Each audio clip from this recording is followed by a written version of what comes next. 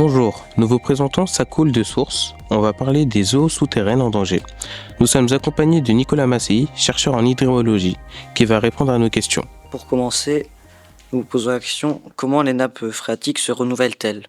Alors, le renouvellement des nappes par un processus qu'on appelle aussi plus particulièrement la recharge des nappes, elles se renouvellent simplement sous l'effet des précipitations. Voilà, c'est la seule alimentation qui permet le renouvellement de la ressource. Les précipitations, c'est la quantité d'eau qui est disponible pour alimenter le remplissage des nappes, donc. Mais il y a un autre grand phénomène qui est important à prendre en compte et à connaître, parce que la température a une importance capitale dessus. C'est un phénomène qu'on appelle l'évapotranspiration. Donc l'évapotranspiration, c'est l'évaporation de l'eau, le phénomène que vous connaissez tous, l'eau des pluies qui reste sous forme de flaques, qui reste éventuellement même au sol, dans les pores du sol, etc. Et la transpiration, quand on parle de transpiration, on parle de transpiration de la végétation, c'est-à-dire la consommation de l'eau par la végétation qui la réémet par transpiration vers l'atmosphère. Donc on regroupe tout ça, et ça évidemment c'est fonction de la température. Donc on regroupe tout ce processus sous le terme évapotranspiration. Et la recharge des nappes, elle dépend finalement de la pluie qui tombe, disponible, moins l'évapotranspiration. Parce que seule la pluie corrigée de l'évapotranspiration, qu'on appelle la pluie efficace, reste vraiment disponible pour que les nappes se rechargent. Et la recharge se fait ensuite par infiltration des eaux dans le sous-sol, une infiltration qui peut prendre un certain temps, quelques jours, quelques semaines, quelques mois, et qui va déclencher une augmentation du niveau de la nappe. Alors par exemple, dans le nord de la France, en Normandie par exemple, le temps de réponse, c'est-à-dire le temps entre, on va dire, le moment où il pleut et le moment où le niveau de la nappe monte, parce que la nappe s'est remplie, il est d'environ quelques mois, 3-4 mois en moyenne. Voilà, c'est un exemple de vitesse de recharge des nappes. Merci.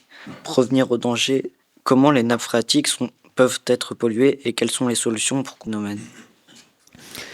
Donc les nappes, alors c'est une question qui est quand même assez vaste, parce qu'il y a tellement de modes de contamination, de risques de contamination possibles qu'on ne pourrait pas tous les énumérer, mais la contamination vient pour quand même l'essentiel des activités humaines. Elle peut venir, cette contamination, des pratiques agricoles. Voilà. Actuellement, les masses d'eau, par exemple, sur le bassin de la Seine, sont en mauvais état qualitatif.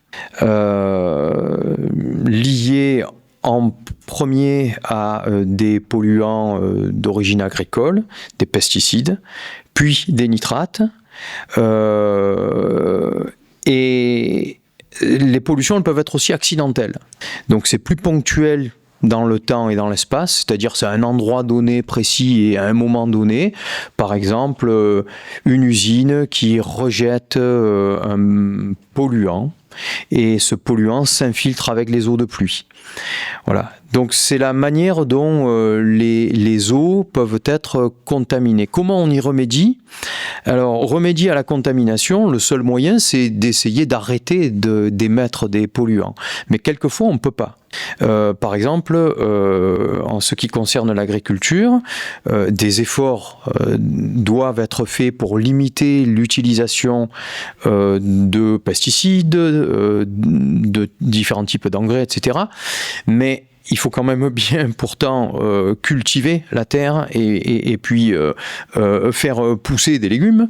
Et donc à cet égard, c'est pas une question qui est facile à résoudre. Par Par contre, les eaux qu'on consomme font l'objet d'un traitement une fois qu'elles sont prélevées, de manière à s'assurer que la contamination des eaux ou alors les polluants qui peuvent exister n'existent pas dans les eaux au-delà d'un seuil qui est déterminé par des agences régionales de santé et un seuil qui est un seuil toxique, nuisible pour la consommation humaine. Du fait de la pollution, les nappes phréatiques vont-elles être acidifiées de plus en plus avec le temps? Alors, c'est pas par la pollution qu'une acidification pourrait se produire.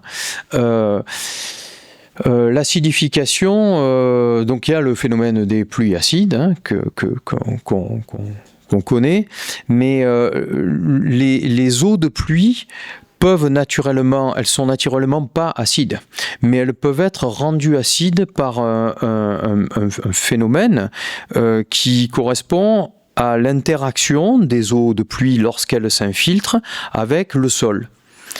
Donc lorsque les eaux de pluie s'infiltrent, elles interagissent avec le sol, elles s'enrichissent en dioxyde de carbone, en CO2.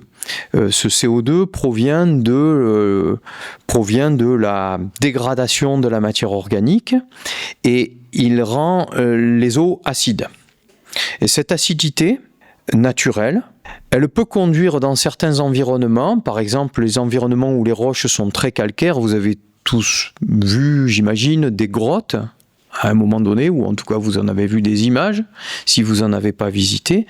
Les grottes, elles sont simplement créées par de l'eau rendue acide par ce dioxyde de carbone qui vient se mélanger aux eaux de pluie pendant qu'elles s'infiltrent, pendant leur temps de séjour dans le sol.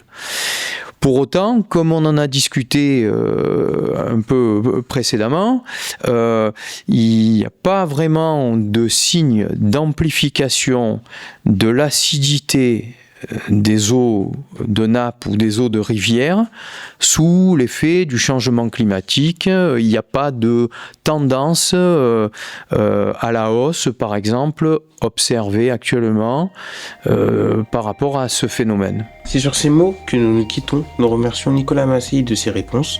C'était Ça coule de source. Vous pouvez également découvrir nos autres émissions sur ce sujet.